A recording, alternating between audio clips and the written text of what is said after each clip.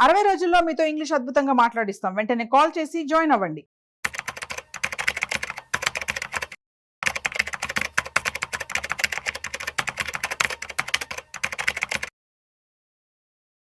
నమస్తే, welcome to Suman TV. ప్రస్తుతం మనతో పాటు certified financial planner Anil Kumar Bachchu garu ఉన్నారు. వీరితో ఈరోజు కొన్ని విషయాల గురించి మనం డిస్కస్ చేద్దాం. హలో అండి, నమస్తే అనిల్ కుమార్. నమస్తే అండి. లాస్ట్ మనకి ఫాల్ ఉన్న టైంలో కరెక్షన్స్ జరిగాయి కదండి, ఒక 2-3 months మనకి మార్కెట్ కరెక్షన్స్ జరిగాయి. అలాంటి టైంలో చాలా మంది అంటే ఎస్ఐపి చేస్తున్న వాళ్ళు చాలా మంది out of they came of అనమాట, అంటే స్టాప్ చేసేసారు, ఆపేశారు అసలు, అండ్ బయటకు వచ్చేసారు ఇన్వెస్ట్మెంట్ కాకుండా. సో అంతేకాకుండా మనకి ఏంటంటే ఇప్పుడు వాళ్ళు ఒకవేళ ఈ కరెక్షన్స్ ని బేస్ చేసుకుని కానీ కొత్తగా మళ్ళీ వాళ్ళు స్టార్ట్ చేయాలి అని అనుకుంటే, అంటే వితౌట్ ఇది ఏంటంటే మనకి వచ్చిన రిపోర్ట్స్ ప్రకారం ఏంటి అంటే most of the members were like direct చేసిన వాళ్ళు, ఎవరికైతే ప్రాపర్ గైడెన్స్ లేక అడ్వైజర్ లేక వాళ్ళు డైరెక్ట్ గా అనాలిసిస్ చేసి పెట్టే వాళ్ళే ఎక్కువగా ఇలా బయటికి రావడం జరిగిందని అంటున్నారు. సో వాళ్ళకి మీరు ఏం అడ్వైజ్ చేస్తారు అసలు? యాక్చువల్లీ ఎస్, మీరు చెప్పింది నిజం. ఆంఫీ రిపోర్ట్ ప్రకారం కూడా ఏంటంటే లాస్ట్ మంత్ వచ్చిన రిపోర్ట్ ప్రకారం డైరెక్ట్ ఇన్వెస్టర్స్ ఎవరైతే ఉన్నారో ఈ కరెక్షన్లో భయపడి మార్కెట్స్ ఎప్పుడైతే 15-20% కరెక్షన్ అయినప్పుడు ఆ టైంలో చాలా మంది తన ఎస్ఐపిలు పాజ్ అన్న చేశారు, ఆపేశారు అన్నమాట, క్యాన్సిల్ చేసేసారు. సో వాళ్ళు అలాంటి వాళ్ళు మళ్ళీ మొదలు పెట్టచ్చా అనుకుంటే ఫస్ట్ థింగ్ ఆ క్వశ్చన్కి ఆన్సర్ చేసే ముందు ఒక చిన్న ఇంపార్టెంట్ ఏంటంటే ఎస్ఐపి అనే పర్పస్ ఏంటి అంటే it is a rupee cost averaging. Basic principle of systematic investment planning ఏంటంటే rupee cost averaging. Irrespective market పెరిగినా తగ్గిన ప్రతి మంత్ మనం అనుకున్న డేటు, అనుకున్న స్కీమ్లో అనుకున్నంత అమౌంట్, ఈ 3 అండ్ అనుకున్నంత ఏ అకౌంట్లోంచి, సో ఈ 4 కూడా ఫిక్స్డ్. మనం డేట్ ఫిక్స్ చేస్తాం లాంగ్ టైమ్ గోల్స్ కి. లాంగ్ టర్మ్ గోల్స్ కి irrespective of ups and downs పెట్టడమే ఎస్ఐపి యొక్క పర్పస్. సో ఫస్ట్ థింగ్ అలా ఆపడం అనేది మన పర్పస్ ని డిఫీట్ చేయడం. ఎందుకంటే ఆ మంత్ లో మనం ఇన్వెస్ట్ చేసిన అమౌంట్ వల్ల ఎక్కువ యూనిట్స్ వస్తాయి. సో లెట్స్ 2-3 months కరెక్షన్ అయినప్పుడు మనము అదే సేమ్ అమౌంట్ కాదు, యాక్చువల్లీ కుదిరితే ఎక్కువ పెట్టాలి, ఇన్వెస్ట్ చేయాలి. లేదు చేయకపోయినా ఎస్ఐపి ప్రిన్సిపల్ ఏం చెప్పొద్దంటే వెన్ యు ఆర్ బై లో ఆర్ హై, ఏ టైంలో అయినా సరే it will go on investing. So ఆ పర్పస్ని డిఫీట్ చేస్తూ చాలా మంది ఆపేశారు. ఆ టైం ఎందుకు పానిక్ అయి ఉంటారంటారు? భయం. అంటే మోస్ట్ ఆఫ్ ద టైం ఏమవుతుందంటే 2 రకాలు మనం అనుకున్నట్టు, ఒకటి డైరెక్ట్ ఇన్వెస్టర్స్, ఒకటి రెగ్యులర్ అన్న వాళ్ళు మోస్ట్ ప్రాబ్లీ ఒక అడ్వైజర్ ద్వారానో ఒక తెలిసిన వ్యక్తి ద్వారా కానీ ఇన్వెస్ట్ చేసి ఉంటారు.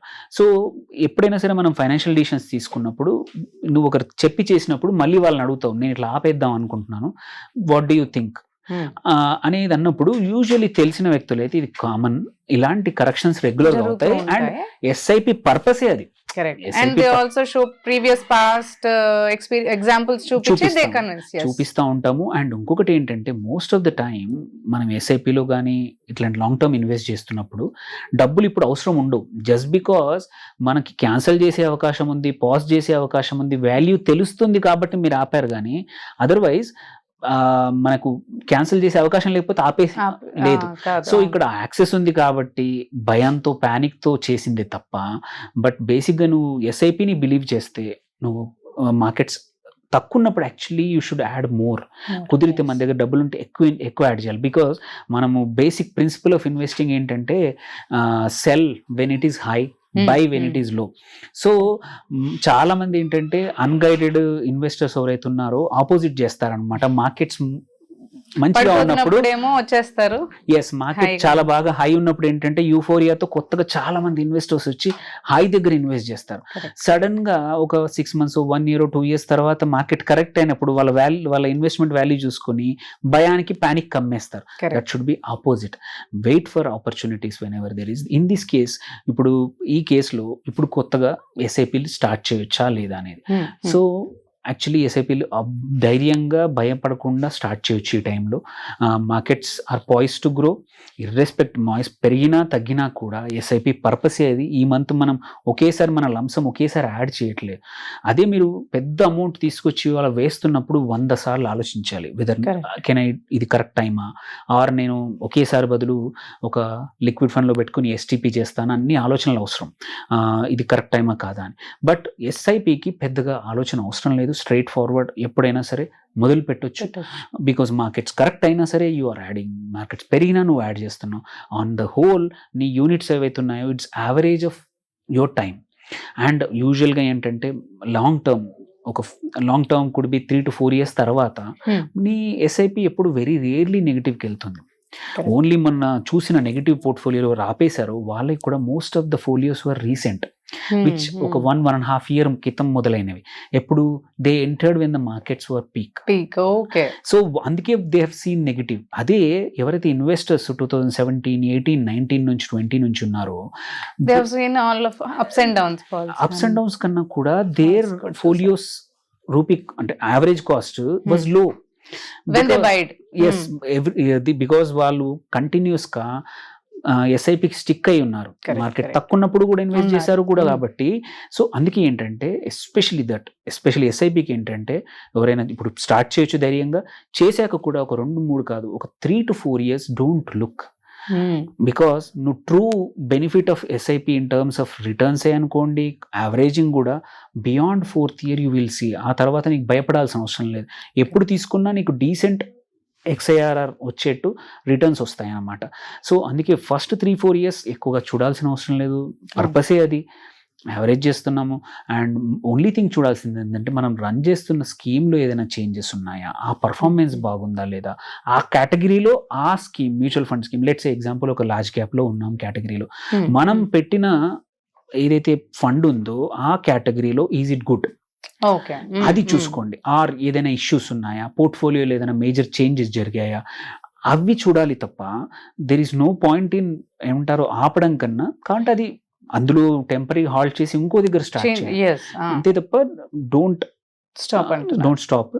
ఇప్పుడు కూడా ఎవరైనా మళ్ళీ కొత్తగా మొదలు పెడుతున్నారు అనుకోండి, దెర్ ఆర్ 2 things.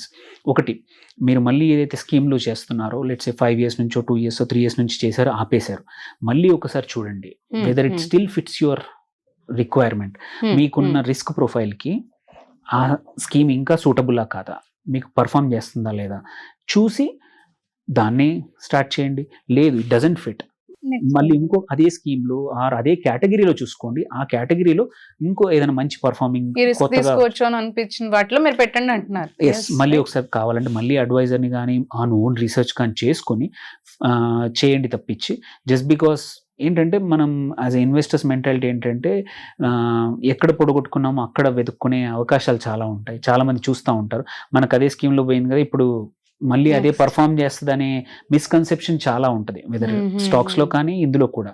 బట్ ఏదన్నా అవ్వచ్చు కదా, ఒక్కొక్కసారి అదే డౌన్ హై అవ్వచ్చు, లేకపోతే అదే కంటిన్యూ అవ్వచ్చు. అందుకోసమే మళ్ళీ ఒకసారి ఫ్రెష్ గా కన్సిస్టెన్సీ చూసుకొని పర్ఫార్మెన్స్ ఏంటంటే ప్రతి ఫండ్స్ యొక్క పర్ఫార్మెన్స్ డేటా అవైలబుల్ ఉంటుంది. ఆర్ మీకు తెలియకపోతే ఎవరైనా అడ్వైజర్ కూడా కనుక్కుంటే ఏదైతే కంటిన్యూస్ గా టాప్ క్వార్టైల్లో జనరల్ గా ఏంటంటే ఎవరైతే స్టూడెంట్ టాప్ మార్క్స్ తెచ్చుకున్నవాడు మోర్ ఆర్ లెస్ ఎప్పుడు అదే ఫస్ట్ 3-4లోనే ఉంటాడు. సేమ్ విత్ ద మనం ఫండ్ సెలెక్షన్ కూడా ఉన్నప్పుడు ఏంటంటే ఏవైతే కన్సిస్టెంట్గా డజన్ నీడ్ నంబర్ 1 ఉండాల్సిన అవసరం లేదు. ఒక 40 ఉన్నాయి లార్జ్ క్యాప్ ఫండ్స్, 40లో ఎప్పుడు నంబర్ 1 ఉన్నది అవసరంలా, సెకండ్ ఆర్ థర్డ్ ఉండి కన్సిస్టెంట్గా ఇర్రెస్పెక్టివ్ ఆఫ్ మార్కెట్ సిచ్యువేషన్ అదే రేంజ్లో టాప్ క్వార్టైల్లో టాప్ 25%లో ఉన్న ఫండ్ చూస్ చేసుకుంటే ఏంటంటే మన రిటర్న్స్ స్టేబుల్గా ఉంటాయి, ఎక్కువ లాస్ అవ్వకుండా ఉంటాము. అండ్ సడన్ గా చాలా మంది ఏంటంటే విత్ ద ఫ్లో వెళ్తారు, ఫ్యాడ్ సడన్ గా ఈ నంబర్ ఎప్పుడు పర్ఫామ్ చేయని ఫండ్ ఇప్పుడు నంబర్ 1కి వచ్చిందని అందరూ అందులో పెట్టేస్తూ ఉంటారు. సో అలా ఇన్కన్సిస్టెంట్ ఉన్న స్కీమ్లో పెట్టడం కన్నా కొంచెం కన్సిస్టెంట్లీ ఉండి ఒక 1 or 2% తక్కువ ఉన్నా సరే, బికాజ్ డౌన్ ఉన్నప్పుడు కూడా it will perform well, it has performed well. So అది చూసుకొని ఇప్పుడు కొత్తగా స్టార్ట్ చేసేప్పుడు ధైర్యంగా స్టార్ట్ చేయొచ్చు. ఎస్ఐపికి ఎటువంటి టైమింగ్ చూసుకోవాల్సిన అవసరం లేదు, there is no timing required. Now also good time to invest. Yes, exactly. Thank you, Andy. Thanks for sharing the information. Thank you.